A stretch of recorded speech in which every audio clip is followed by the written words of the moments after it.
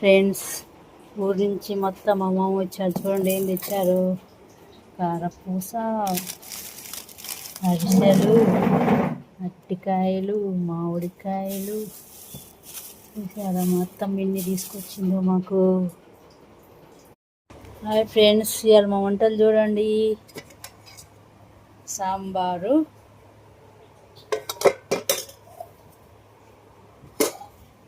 బీరకాయ కర్రీ,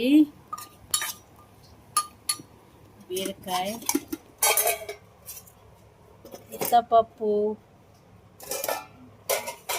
బెండకాయ ఫ్రై,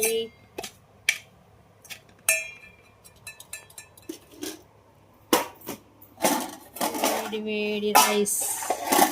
చూడండి మా మామగారు వచ్చారు.